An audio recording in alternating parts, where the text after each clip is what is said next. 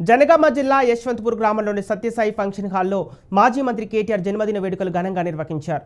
మాజీ ఎమ్మెల్సీ పోచంపల్లి శ్రీనివాసరెడ్డి ఆధ్వర్యంలో 1000 మంది మహిళలకి కుట్టు మిషన్ పంపిణీ చేశారు.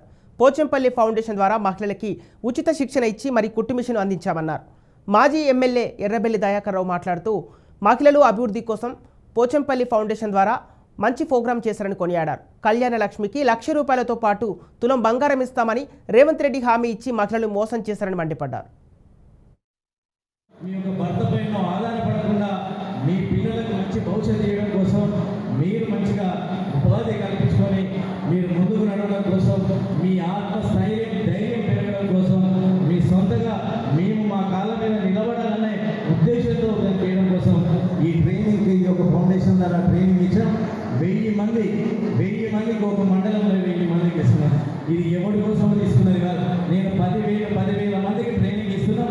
అన్నగారు ఒక నాకు సలహా ఇవ్వడం వల్ల అన్ని మండలాల్లో చెప్పించినట్టుగా నేను లింగాలగన్పూర్ మండలంలో లింగాలగన్పూర్ మండలంలో సెలెక్ట్ చేసుకున్న ఒక వ్యక్తి కోసం ఎవరి కోసం సెలెక్ట్ చేసుకోలే. ఇది కేటీఆర్ పట్టణ రోజు పోచంపల్లి ఫౌండేషన్ ద్వారా ఒక మంచి ప్రోగ్రాం చేశారు.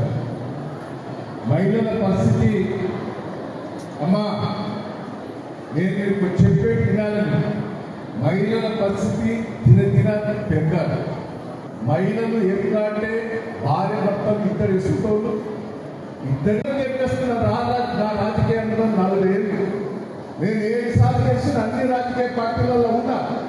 ఏ ముఖ్యమంత్రి చేసినప్పుడు ఏ ప్రభుత్వం చేసినా మనం మనసులో పెట్టుకోవాలి. ముఖ్యంగా మహిళలు దయచేసి గర్భిణీ స్త్రీలకు పైసలు ఇచ్చారు. మనకు రేవంత్ రెడ్డి గారు పూలు పెట్టి మంచి పూలు టక్క 20